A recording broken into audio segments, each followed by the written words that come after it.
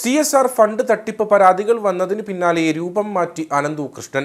അറസ്റ്റുണ്ടാകുമെന്ന് ഉറപ്പായതോടെയാണ് അനന്തു രൂപം മാറ്റിയത്. തലമൊട്ടയടിച്ചും മീശ വടിച്ചുമാണ് ആളുകൾക്ക് തിരിച്ചറിയാൻ സാധിക്കാത്ത രീതിയിൽ അനന്തു രൂപം മാറ്റിയത്.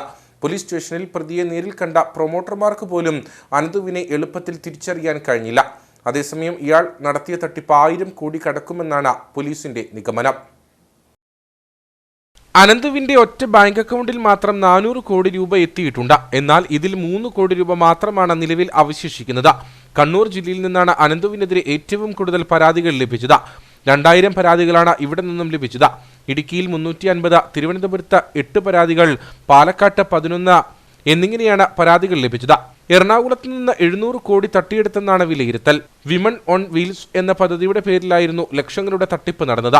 വാഹനത്തിന്റെ പകുതി തുക അടച്ചാൽ ബാക്കി തുക കേന്ദ്ര സർക്കാർ സഹായമായും വലിയ കമ്പനികളുടേതടക്കം CSR ഫണ്ടായി ലഭിക്കുമെന്നായിരുന്നു വാഗ്ദാനം. പണമടച്ച് 45 ദിവസത്തിനുള്ളിൽ വാഹനം ലഭ്യമാകുമെന്നും ഇയാൾ വാഗ്ദാനം നൽകിയിരുന്നു.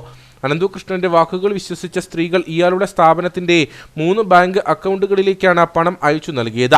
2 വീലറിന് പുറമെ തയ്യൽ മെഷീൻ, ലാപ്ടോപ്പ് തുടങ്ങിയവയും കുറഞ്ഞ വിലയ്ക്ക് ലഭ്യമാക്കുമെന്ന് പറഞ്ഞും ഇയാൾ തട്ടിപ്പ് നടത്തിയിരുന്നു. ഇവയുടെ വിതരണോദ്ഘാടനത്തിന് പ്രമുഖരെയും രാഷ്ട്രീയ നേതാക്കളെയും പങ്കെടുപ്പിച്ചു. ഇതിലൂടെ ആളുകളുടെ വിശ്വാസം പിടിച്ചുപറ്റിയായിരുന്നു തട്ടിപ്പ് നടത്തിയത്.